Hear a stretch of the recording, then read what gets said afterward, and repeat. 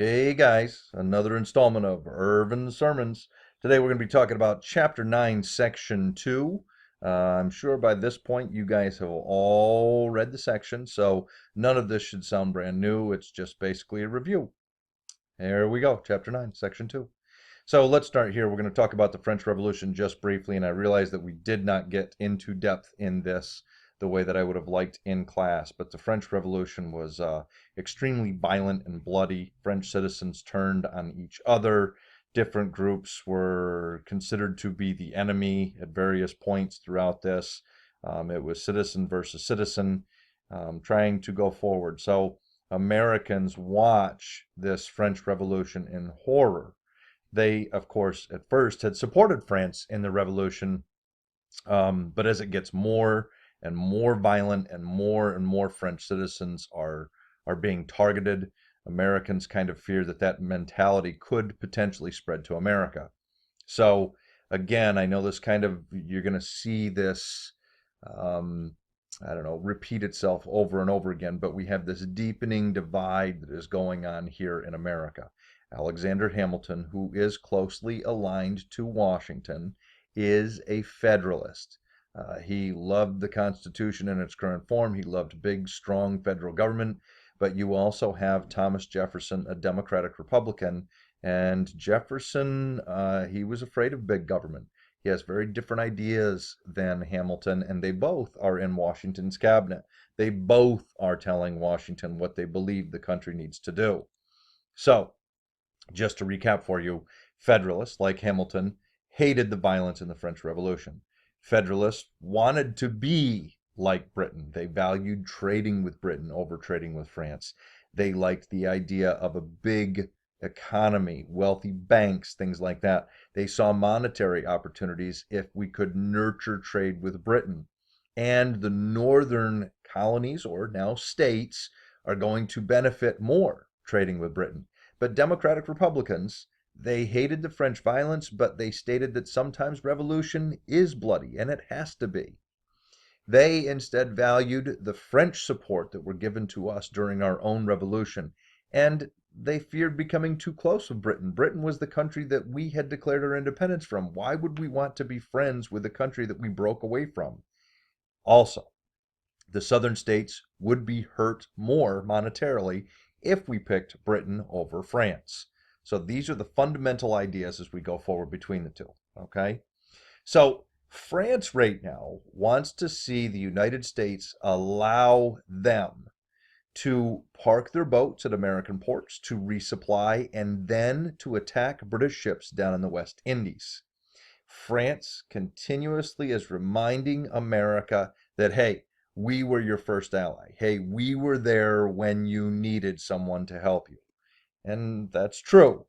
But, don't get me wrong. Think about it. You know that France was in it to defeat Britain, who was considered their enemy. So, Washington is going to try to soothe a little bit of tension between both Britain and France. Washington proclaims that America is going to stay neutral in the conflict going on between France and Great Britain. Okay? And it says that if any American provides assistance to either France or Britain, that there could be legal proceedings against them. So this is Washington's first attempt to keep us out of war. But here's the deal. In order to understand what's going on, this little meme here is for you guys to maybe generate a little better understanding. There are American ships being seized by both British and French warships. They are seizing American ships and their cargoes and their sailors because we are trading with their enemy. So here's what I want you to do. I have a little urbanism example for you. So just kind of hang in there and just listen. Try to imagine that you're a pizza delivery guy, you individually. Now, you all know Mr. Kranick, you know Mr. Hannon, you know where they're located at the end of that hallway. So you get a call from Mr. Hannon ordering a large pie. And you walk down to Mr. Hannon's room, and Mr. Kranick jumps out from a doorway before Mr. Hannon's room, and he steals that pizza from you. Bummer. No pizza to deliver. A week later, Mr. Cranach this time orders a large pie with anchovies, and as you come down the hallway to his room, Mr. Hannon jumps out and he grabs you. He takes the pizza from you, he throws it on the floor and stomps on it. You, as a pizza delivery guy, aren't being attacked by Mr. Cranach or Mr. Hannon because they hate pizza guys. You're being attacked because they don't like each other. They are attempting to interfere with each other's transactions, their business. But as a pizza guy, this is extremely frustrating because you can't conduct your own business and you're losing money because of these two guys' personal war. This was America's position between Britain and France. They didn't hate us, they just wanted to hurt each other, and we were trading in both, so they were interfering with our trade to try to hurt the other. So basically, Jay's Treaty is going to be the resolution here, and it's an ugly one. Washington, after a whole lot of debate, decides that he is going to attempt to create a treaty with Britain.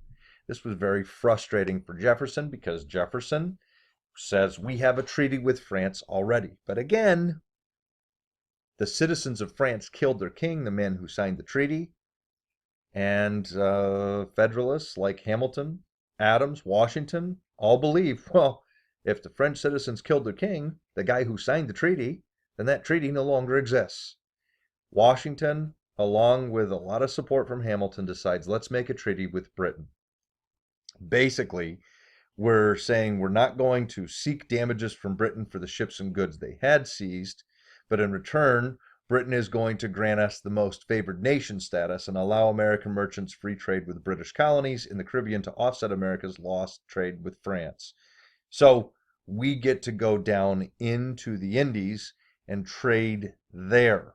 This could be a monetary boon for the United States. Washington convinces Congress to approve Jay's treaties, even though it's not very popular with the Democratic Republicans. Basically, this John Jay is a Chief Justice on the Supreme Court. It is very unusual for the time period, and honestly, it only really half works. Why? Well, ultimately, there's a key point here. I'm going to put this little slide up here just to give you guys some details, but Britain says, okay, yeah, I know that we still have some soldiers in British forts. Remember, the American Revolution is done. But we still have some British soldiers in some forts in America in the West. We had initially agreed to pay British citizens for damages done to properties at the end of the American Revolution that we never pay. Britain says to us, well, you're going to pay them now. So, this is an ugly little treaty working out, but there's one key to all of this. Democratic Republicans feel this is an absolute and utter failure. Why? Jay's treaty nowhere states that Britain must immediately cease attacking American cargo ships. Britain is still permitted to seize American cargoes destined for France. Jefferson throws his hands up in frustration and actually leaves Washington's cabinet over this. He's utterly disgusted. He can't believe that this treaty has gone forward. Our treaty with Britain, someone that he thinks that we're dangerously close to already, says that Britain can continue to attack us if we're attempting to trade with France? Ridiculous in his mind. So, last but not least, just to kind of lay this all out for you, I just have a little timeline here. When Washington's election was, the idea that Washington is going to issue the Neutrality Proclamation in 1793. Washington signs Jay's Treaty in 1795, and a year later, Washington will issue his farewell address, refusing a third term. He had assumed the role as president when he really didn't want it.